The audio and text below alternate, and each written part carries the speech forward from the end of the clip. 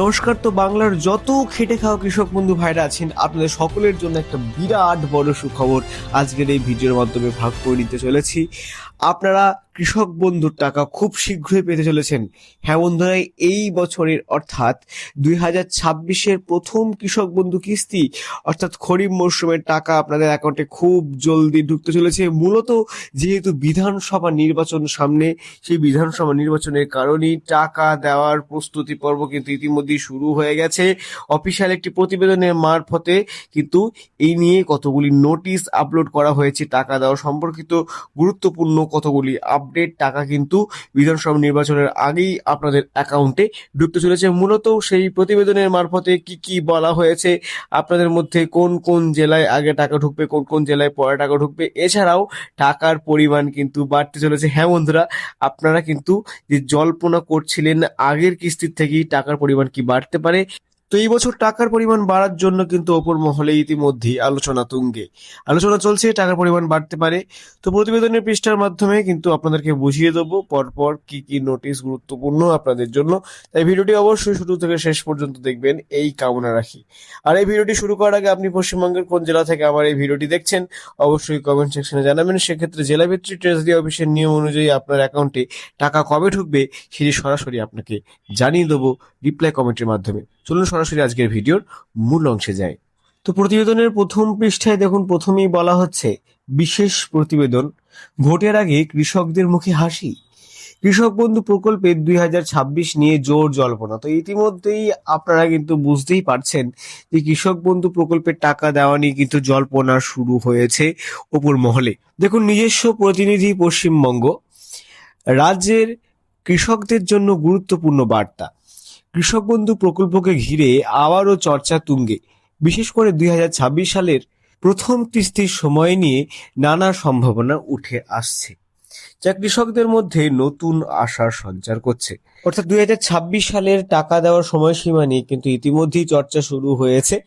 তো কবে আসবে টাকা সেটি জানতে প্রতিবেদনের পরবর্তী পৃষ্ঠা দেখে আমরা চলে যাচ্ছি। দেখুন কি বলছে, স্পষ্ট এখানে নতুন ও পুরনো সব কৃষকদের জন্য একটা বিরাট সুযোগ নিয়ে কিন্তু আলোচনা করা হয়েছে। কি সুযোগ? এই প্রকল্পে শুধু পুরনো নন, নতুন আবেদনকারীরাও সুযোগ পাচ্ছেন। অর্থাৎ কৃষক বন্ধু প্রকল্পের টাকা পাওয়ার ক্ষেত্রে কিন্তু শুধুমাত্র যারা পুরনো আবেদনকারী আছেন, যারা টাকা পেয়ে আসছেন তাদের জন্যই নয়, নতুন যারা যারা আবেদন করেছেন তাদের জন্য কিন্তু একটি গুরুত্বপূর্ণ নোটিশ এটি। নতুন আবেদনের যাচাইয়ের কাজ চলছে, অনুমোদিত হলেই তালিকায় নাম যুক্ত করা হবে। এরপর থেকেই কিস্তির টাকা পাওয়া শুরু। ফলে অনেক নতুন কৃষকের কাছেও এই প্রকল্প বড় ভরসা হয়ে উঠেছে। অর্থাৎ আপনাদের অ্যাকাউন্টে কিন্তু নতুন পুরনো যারা উপভোক্তারা আছেন, যারা সুবিধাভোগী কৃষক বন্ধু হতে চাইছেন নতুনেরা, তাদের অ্যাকাউন্ট স্ট্যাটাস নিয়েও কিন্তু বড় আপডেট খুব শীঘ্রই দেখা যাবে। তো আপনারা অবশ্যই আপনাদের অফিসিয়াল পোর্টাল চেক করতে থাকবেন। টাকা দেওয়া সম্পর্কিত ডেট, নোটিশ বা স্ট্যাটাসের পরিবর্তন হলে বুঝতে পারবেন আপনি টাকা পাচ্ছেন কিনা। তো এবার কিস্তি কবে দেওয়া হবে দেখুন, কিস্তির সময়সূচি কি বলছে আগের রেকর্ড। গত কয়েক বছরের রেকর্ড যদি আমরা বিশ্লেষণ করি, কবে টাকা দেওয়া হয়েছিল, দেখুন এখানে বলছে গত কয়েক বছরের তথ্য অনুযায়ী সাধারণত জুন মাসের মধ্যেই প্রথম কিস্তি দেওয়া হয়। বিশেষ পরিস্থিতিতে যেমন নির্বাচনের সময় আগিয়ে আসতে পারে। অর্থাৎ 2023 সালেও কিন্তু এরকম হয়েছিল, নির্বাচনের আগে কিন্তু আপনাদের অ্যাকাউন্টে কৃষক বন্ধু টাকা খুব শীঘ্রই ঢুকেছিল।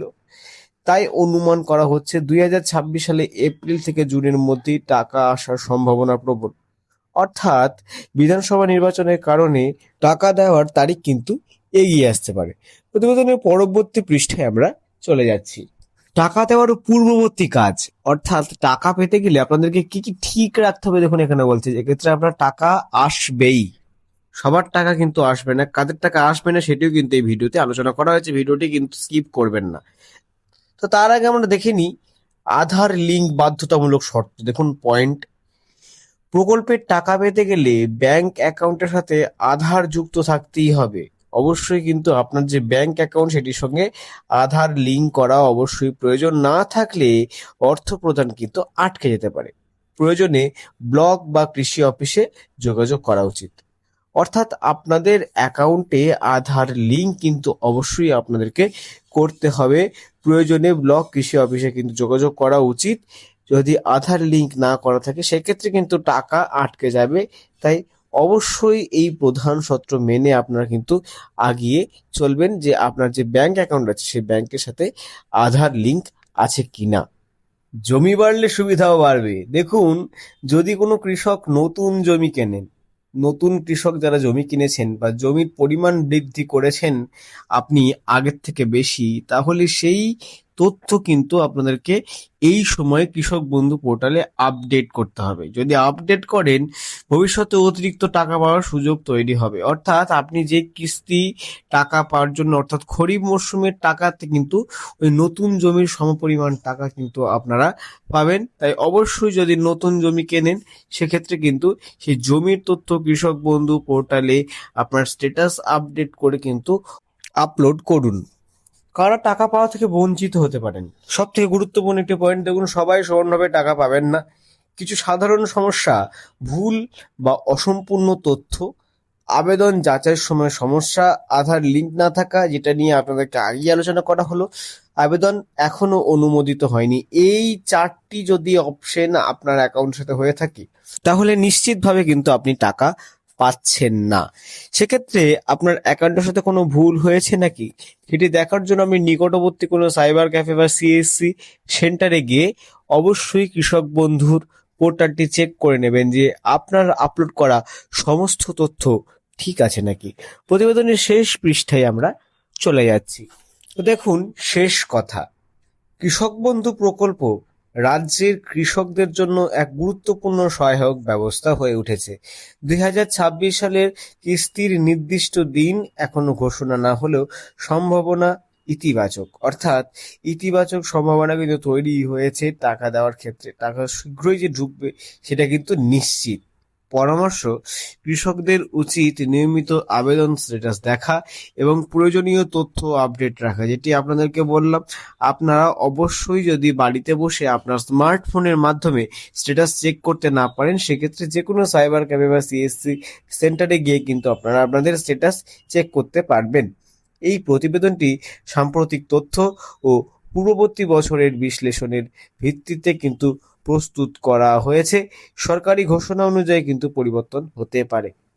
তো অবশ্যই পরবর্তীতে যদি সরকারিভাবে কোনো জাঁকজমকপূর্ণ নোটিশ সামনে আসে অবশ্যই এই চ্যানেলের মাধ্যমে প্রকাশ করা হবে। তাই চ্যানেলটিকে অবশ্যই সাবস্ক্রাইব করে রাখুন।